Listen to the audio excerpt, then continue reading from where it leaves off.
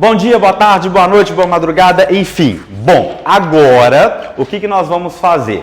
Para poder ilustrar, exemplificar aquilo que eu te falei sobre a importância dos textos motivadores, nós vamos nesta aula fazer a análise de uma proposta, ok? A proposta vai ser analfabetismo funcional existente no Brasil. Inclusive, já fica a dica aí para você. Depois dessa aula, você já pode pegar o texto e fazer também, mandar para a nossa plataforma de correção para a gente poder corrigir para você. Combinado? Bom, então, vamos começar, obviamente, do início. E aí, na sua tela, vai aparecer o texto número 1. Eu vou fazer a leitura do texto número 1 com você agora. E aí, depois, nós vamos fazer a análise dos principais aspectos existentes nesse texto. Combinado?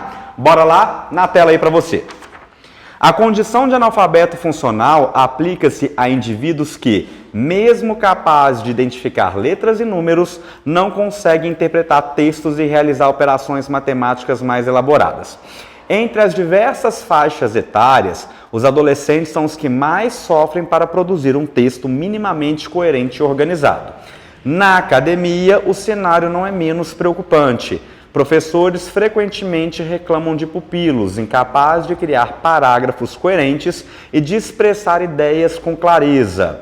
Editores de periódicos científicos frequentemente deploram a enorme quantidade de manuscritos vazios, herméticos e incoerentes recebidos para publicação. Bom, vem agora comigo.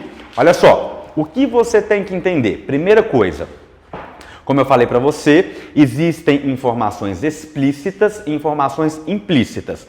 Longe de mim querer esgotar as possibilidades de acionar o nosso conhecimento de mundo. Longe de mim. O que isso significa? É claro que eu vou sugerir determinados elementos, determinados argumentos, mas isso não significa que esses elementos serão esgotados aqui nessa aula, tá? Quando você estiver fazendo a redação, até mesmo nesse momento, quando você estiver pensando aqui comigo, outras ideias podem e devem aparecer na sua mente. E isso, obviamente, é extremamente positivo. Então, não quero que você pense que só pode ser isso.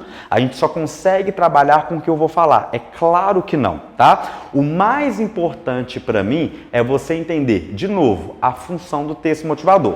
E para isso, olha só o que eu coloquei aqui no quadro pra gente. Presta atenção. No texto número 1, a primeira coisa que a gente tem que levar em consideração é que ele começa com uma definição, ok? Então ele vai definir pra gente o que é analfabetismo funcional. Essa parte já é muito importante por dois motivos. O primeiro, pode ser que o candidato ou aluno não saiba o que seja analfabetismo funcional.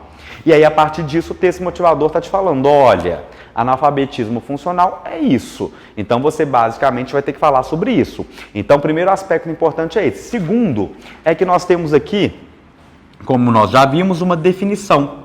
E nós podemos fazer uma paráfrase dessa definição. Eu expliquei para você na última aula, basicamente, ou penúltima, não lembro, mas na aula desse módulo aqui, o que é uma paráfrase? É falar a mesma coisa, porém com outras palavras, ok? É a mesma ideia com outras palavras. E por que, Felipe, eu faria uma paráfrase, por exemplo? Porque uma maneira para poder se introduzir uma redação é justamente por meio de uma paráfrase, por meio de uma definição. Mas calma, você vai aprender a fazer isso nas aulas de introdução. Só já estou mencionando que é uma possibilidade, ok? Então, o texto começar com uma definição tem esses dois aspectos importantes, combinado? Depois, na continuidade, a gente consegue destacar a expressão interpretar texto, ou seja, o texto motivador mostrando pra gente que o analfabeto funcional ele tem dificuldade em relação à interpretação de texto. Nesse caso, nós temos então, como nós já conversamos, a informação explícita.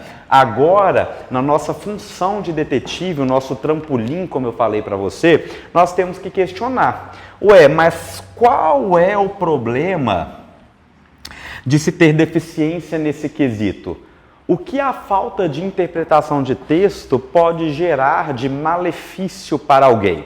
Aqui nós temos, claro, determinadas sugestões. Então, por exemplo, primeiro, nós sabemos que interpretar texto se relaciona a qualquer tipo de conhecimento, qualquer tipo de aprendizagem, qualquer tipo de matéria. Como assim? Por exemplo, nós temos muita visão de que interpretação de texto é exclusividade para o português. para resolver uma prova de português, por exemplo. Não. Deixa eu te contar uma coisa. Você encontra, imagino que você até já seja aluno dele. Se você não for, você está perdendo uma grande oportunidade. Corre aí na internet para procurar, porque você vai encontrar o curso Matemática Online do melhor professor de matemática do Brasil, se chama Alisson Marques. Eu posso atestar isso, primeiro, pelo sucesso que ele é nas plataformas de fato, né? E segundo, que eu também já fui aluno desse rapaz. Vocês verem como que eu sou novinho demais, né? Fui aluno de Viviane Angélica, fui aluno de Alisson Marques, mas como aluno, inclusive, eu atesto. E aí eu tô falando isso para vocês por quê? Porque em várias conversas que eu tenho com meu parceiro Alisson Marques, ele sempre fala. Ele fala tipo, Felipe, em muitos casos, os alunos, eles sabem todo o processo matemático para resolver a questão, mas eles não conseguem resolver a questão porque eles não conseguem interpretar o texto da questão, porque eles não conseguem interpretar o enunciado da questão. E eu estou falando de matemática. Então, aqui nesse caso, olha, quando a gente fala de aprendizado, a gente naturalmente relaciona esse insucesso em várias outras matérias, não só no português. Então, a interpretação de texto, galera, é para a vida, ok? Não é só para você interpretar, por exemplo, um tema, uma proposta de redação, uma questão fechada da prova de linguagens, enfim. É para você entender o que acontece ao seu redor, combinado? Outra coisa que nós vimos aqui, olha, ascensão social. O que isso tem a ver? Nós vamos conversar sobre isso depois, né? A gente vai ter ramificações que vão levar a essa ideia novamente, mas de qualquer forma a gente vai pensar, claro, na ascensão social em que sentido? Bom, se eu tenho problemas em relação ao aprendizado, eu vou ter problemas em relação ao processo estudantil de um modo geral. Você vai concordar comigo? As coisas vão ficar, no mínimo, mais difíceis, né? Para eu fazer uma prova, para eu fazer um vestibular, para eu fazer bem um texto. E nós sabemos que nós, seres humanos comuns, né? Vamos dizer assim, a ascensão social, basicamente, é por meio da educação, é por meio do estudo. Sem estudo a gente consegue ascender? Não consegue. Ah, mas não sei o que tal, fulano é herdeiro. Então, que bom para ele, né? Pena que a gente não seja também. Queria eu ser herdeiro, ok? Não sou, tive que estudar. Ah, mas fulano joga futebol, teve esse talento. Até que futebol eu não queria jogar não, porque eu não gosto, para ser sincero, tá? Mas jogador de vôlei profissional, isso eu queria. Na verdade, deixa eu te contar uma coisa aqui, ó, só entre a gente. Você tá me assistindo agora pela internet só porque eu não tenho 20 centímetros a mais. Porque se eu tivesse 20 centímetros a mais, você também iria me conhecer, porém, na seleção brasileira de vôlei. Não porque eu jogue muito, mas é porque é um esporte que eu amo tanto, que eu faria de tudo para ser profissional, mas a altura não deixou. Mas enfim, voltando, né? Fulano tem talento para música. Se você não teve, meu bem, então o que vai restar para você? Estudar. Se você quiser melhorar de vida, se você quiser ter ascensão social, você vai ter que estudar. E sem interpretação de texto, isso daqui obviamente fica comprometido. Deixa eu dar uma dica rapidinho para você de português, porque eu sei que isso é muito comum, tá? Eu vejo bastante isso na redação. Primeiro, né, ascensão, como vocês estão vendo aqui, com SC. E aqui, ó, o segundo é com S, tá? Lembra? Ascender, subir. Então, S de subir. Porque é muito comum encontrar nas redações esse termo com cedilha. E não é com cedilha, é com S. Então, ascensão é subir, S de subir, ok? Aqui nós podemos pensar também no processo relacionado à manipulação. Então, nós sabemos que se você não interpreta bem determinada informação, você é um sujeito muito mais manipulável. Você consegue muito mais ser vítima de fake news, por exemplo, que infelizmente é algo que está cada vez mais comum nessa era tecnológica principalmente, tá? Então interpretar é justamente acionar esse senso crítico para que você não seja vítima, por exemplo, desse tipo de situação, né? E aí, como vocês já sabem, como nós vimos, olha só, todos esses aspectos geram problemas individuais, como nós estamos vendo. Mas aí quando a gente pensa, por exemplo, nesse aspecto relacionado à manipulação, não é só o indivíduo manipulado que tem prejuízo, a sociedade como um todo. Quanto mais pessoas manipuladas, mais, por exemplo, governantes, né, políticos, enfim, fazem o que querem com a população. Então é justamente isso que a gente tem que evitar. E a gente evita isso por meio da educação, não sendo um analfabeto funcional, por exemplo. Combinado? Então aqui nós temos as informações relacionadas ao texto número 1 para esse fragmento interpretar texto. Então olha só como que um único fragmento já gerou trocentas informações para a gente. Ainda nós temos nesse mesmo texto, número 1, adolescentes são os que mais sofrem. Reparem que o texto número 1, ele estipulou para a gente um grupo, uma faixa etária mais específica. Tá, Felipe, e por que ele fez isso? Simples, aqui ó. Por que será que os adolescentes são os que mais sofrem? E querendo ou não, eles fazem parte de uma base, né? A criança, logo depois o adolescente, e aí depois a vida está perdida, basicamente, se a gente não consertar ali na adolescência, ok? E aí o que isso significa? Nós vamos questionar, será o que atualmente está acontecendo que explica o fato de esse grupo ser um grupo muito recorrente em relação ao analfabetismo funcional? Porque na teoria são pessoas matriculadas, são pessoas que estão nas escolas, e como assim essas pessoas podem ser analfabetas funcionais, né? Repare que nesse momento eu vou colocar aqui para você, eu coloquei na verdade aqui para você, um repertório. Você precisa usar esse repertório? Não. Felipe, veio outro repertório à minha mente, eu prefiro esse outro repertório. Perfeito. Eu estou colocando aqui para você ter esse repertório, inclusive, em mente, né? E talvez seja interessante para você levar para a prova, por exemplo, mas principalmente para te mostrar o seguinte. Bom, o texto falou sobre adolescente e essa concepção. Eu aprendi isso. Então, como o texto falou sobre o adolescente e eu aprendi isso, eu posso usar isso na minha redação. Então, olha aqui, por exemplo, ó. O estudioso americano Douglas Rushkoff, se não for assim que fala, né, gente, ainda bem que a prova ela é escrita, não é oral, tá? Professor de estudos de mídia na The New School University de Manhattan, agora eu gastei, fiquei 3 horas em casa treinando. Trabalha a ideia da cultura do imediatismo muito relacionada à era tecnológica que envolve diretamente os adolescentes. Então, olha só. Como assim? Nós sabemos que o adolescente, por si só, é um grupo, né? Faz parte de um grupo que quer tudo para ontem. Muito pela falta de experiência mesmo, né? Muito pela convivência social entre eles. Então, eles não têm paciência para as coisas. E aí, com a tecnologia, isso fica ainda mais aflorado. Como assim, por exemplo? Tem que ser tudo para ontem, tudo muito rápido, tudo muito ágil, né? Que conforme a situação, claro, isso vai ser benéfico, mas conforme a situação, isso também não vai ser benéfico. Em que sentido, por exemplo? Nesse aspecto, olha só, nós vamos de novo falar sobre a leitura. Preste atenção nos textos da internet hoje em dia. Na falta de paciência das pessoas de um modo geral, claro, né? Não exclusividade só desse grupo, mas principalmente em querer tudo muito curto, tudo muito breve, tudo com informação muito fácil. Não que a informação tenha que ser difícil, mas a gente sabe que, por exemplo, em 300 caracteres a gente não consegue dar informações suficientes, com detalhes suficientes, mas as pessoas estão em busca disso. Então, há uma possibilidade maior de uma menor procura em relação, por exemplo, à leitura, em textos com mais informações. E aí, justamente por isso, o senso crítico também acaba sendo diminuído. Fora que a distração também é muito mais perceptível, né, pela falta de experiência e pelo imediatismo entre jovens e adolescentes do que outras pessoas de um modo geral. Então as pessoas depois, né, de uma certa experiência, elas conseguem dosar melhor o que ou quanto tempo ficar na internet ou não. Então isso também influencia o interesse, a busca, né, o tipo de material que se busca na internet.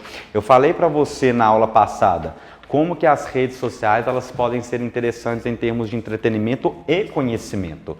Depende do que você busca. Sendo muito sincero com você, hoje em dia, eu vou falar sobre hoje, né, que nós estamos falando sobre hoje, mas vamos ver daqui a um tempo quantos seguidores Viviane Angélica vai ter. Mas se você não sabe, vai saber agora. Você tem aula com uma TikToker super famosa. Viviane Angélica tem mais de 100 mil seguidores no TikTok. Olha que mulher famosa. E aí, quando você entra lá no perfil dela, você vê só dica de língua portuguesa e redação. É um conteúdo muito bom para aprendizado, por exemplo. Inclusive, se você não segue Viviane, vai lá agora para você seguir, tá? Se eu não me engano, é Professora Vivi Faria ou algo desse tipo. Procura alguma coisa assim que você vai encontrar a Viviane lá. Aproveita, porque quando ela estiver mais bombada do que já tá, né? Aí você vai se arrepender se não tiver seguido. Falar, eu seguia desde o início e tudo mais. Mas brincadeiras à parte, a Viviane, por exemplo, tem um TikTok maravilhoso, que é basicamente conteúdo. E muita gente se interessa. Em determinadas situações, nós temos também, claro, a parte do entretenimento, que é super importante. Quando a pessoa tem maturidade, né, ela tem conhecimento, ela tem uma vivência maior, ela sabe, por exemplo, que em determinado momento ela vai seguir aquele perfil que é conteudista, digamos assim, e depois ela vai passar para um perfil que é mais entretenimento. Geralmente o jovem ele fica com preguiça, ele só quer a parte de entretenimento. Então por isso que essa cultura do imediatismo se relaciona bastante a esse grupo, como foi mencionado aqui no texto número 1, ok? Nessa segunda parte. Combinado? Então presta atenção só para a gente poder finalizar aqui o raciocínio do texto número 1. Quando o texto falou sobre interpretar texto, o texto em momento algum falou sobre o comprometimento do aprendizado. O texto em momento algum falou sobre a ascensão social, né, o desgaste dessa ascensão social, na verdade. Manipulação, não existe essa informação no texto número 1. Problema individual e coletivo, não existe essa informação no texto número 1 de forma explícita. É isso que eu quero que você entenda. O texto número 1 me deu a pista, o trampolim. Isso tudo aqui a gente chegou a partir do nosso conhecimento de mundo. A mesma coisa, quando ele fala dos adolescentes, não existe esse conceito no texto número 1. Mas foi totalmente possível acionar esse conhecimento de mundo a partir desse fragmento do texto número 1. E é basicamente isso que a gente tem que fazer em todos os textos que aparecerem para a gente poder analisar. Combinado? Ok? Então, essas são as observações relacionadas ao texto número 1. Agora, nós vamos ler o texto número 2. Bora comigo, vamos lá. Entre os estudantes do ensino superior, 38% não dominam habilidades básicas de leitura e escrita, segundo o Indicador de Analfabetismo Funcional INAF. Criado em 2001, o INAF é realizado por meio de entrevista e teste cognitivo, aplicado em uma amostra nacional de 2.000 pessoas entre 15 e 64 anos. Elas respondem a 38 perguntas relacionadas ao cotidiano, por exemplo, sobre o itinerário de um ônibus ou o cálculo do desconto de um produto. O indicador classifica os avaliados em 4 níveis diferentes de alfabetização: plena, básica, rudimentar e analfabetismo. Aqueles que não atingem o nível pleno são considerados analfabetos funcionais, ou seja, são capazes de ler e escrever, mas não conseguem interpretar e associar informações. Segundo a diretora executiva do IPM, Ana Lúcia Lima, os dados da pesquisa reforçam a necessidade de investimentos na qualidade de ensino. Bom, agora aqui comigo para a gente poder fazer as observações relacionadas ao texto número 2. O que nós destacamos aqui no texto número 2? Primeiro, claro, a presença de dados estatísticos. Nós amamos dados na redação. Você vai aprender em breve que os dados são super bem-vindos no texto, mesmo estando no texto motivador. Você pode utilizar na sua redação, tá? Nós vamos conversar bastante sobre isso. Já adiantando, apenas não confunda citar com copiar. Copiar as coisas dos textos motivadores você de fato não vai fazer, ok? Porque cópia é plágio, é crime. Você não vai pegar um pedaço do texto motivador e colocar na sua redação e fingir que isso é seu. Você tem que ser preso se você fizer isso, ok? Diferentemente de quando a gente cita. Intertextualidade, quando você coloca a fonte, quando você faz uma paráfrase. Então, citar não tem problema nenhum. Uma das estratégias que eu vou ensinar para você no módulo de introdução é justamente essa, e nós vamos conversar mais sobre isso, ok? É você poder citar um dado do texto motivador, tá? Então, o dado é importante justamente por isso. Porque a gente pode utilizá-lo, inclusive, para começar a nossa redação, para a gente não ficar lá, ai, como que eu começo, nananana, tá? Mas, além disso, né, vamos lá. 38% dos estudantes do ensino superior não dominam habilidades básicas de leitura e escrita. Ui? Como assim? Nesse caso, a gente vai levar em consideração essa parte aqui, olha, ensino superior. Felipe, peraí, tem um trem muito estranho nessa história. Como que a pessoa ingressa em uma universidade em que, teoricamente, ela precisa fazer uma prova, ela precisa se submeter a um exame para poder ingressar nessa universidade e ainda assim analfabeta funcional? Bom, existem diferentes explicações para isso, só que o texto motivador não nos deu. Por que o texto motivador não nos deu? Porque é sua função como detetive pensar no que acontece em relação a isso. Por que é sua função? A informação explícita é essa, ele já falou para você, olha, é uma realidade. Há uma galera que está na faculdade e não sabe interpretar texto. Aí você pensa, mas como isso acontece? Bom, vou dar algumas sugestões aqui para você. Primeiro, nós temos uma concepção meramente mercadológica em muitas universidades do país. Você sabe muito bem disso. Como assim meramente mercadológica? Querido, se você tiver dinheiro para poder fazer a matrícula, pagar a mensalidade, você está lá dentro.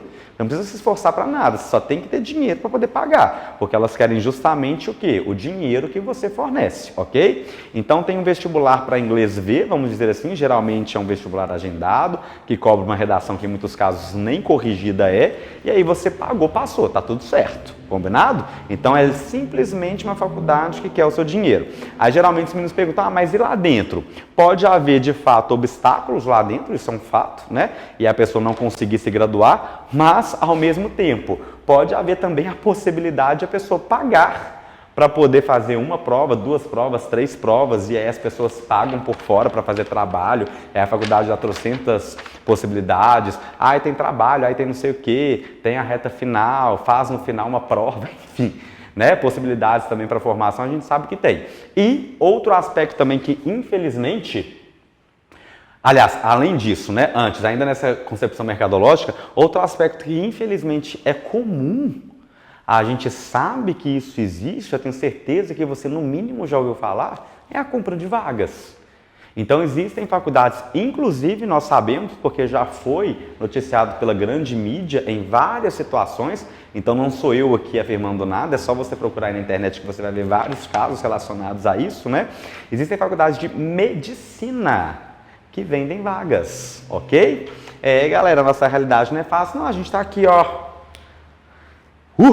suando para a gente poder, né, conquistar a nossa vaguinha e tal, com muita dedicação, com muita honestidade, mas tem que ser mesmo, tá? Porque no final das contas isso que vai fazer a diferença, né? Você como profissional, mas tem gente que, ó, desembolsa o dinheiro e vai lá. E aí se a pessoa tem capacidade, condições, mecanismos para comprar uma vaga na universidade, você acha que essa pessoa também não tem essa mesma capacidade, esse mesmo mecanismo para comprar outras coisas lá dentro até se formar? Tem. A gente sabe que tem, tá? E uma outra coisa também que explica o fato de existirem analfabetos funcionais nas universidades é também a falta de estrutura na base, né? Aí juntam-se, na verdade, as duas coisas, porque imagina, a pessoa não tem uma estrutura na base, né? Seja escola pública ou privada, tá? Porque não significa que só a escola pública seja deficitária em relação a isso não, tá? Tem muita escola privada também, com essa mesma concepção de mercado. Tipo assim, o pai do aluno foi lá, pagou a mensalidade, a família estuda, blá, blá, blá, né? Os irmãos também estudam, não querem perder os irmãos, enfim. Vai passando, manda o professor passar, eu falo pra vocês que de fato isso acontece, tá?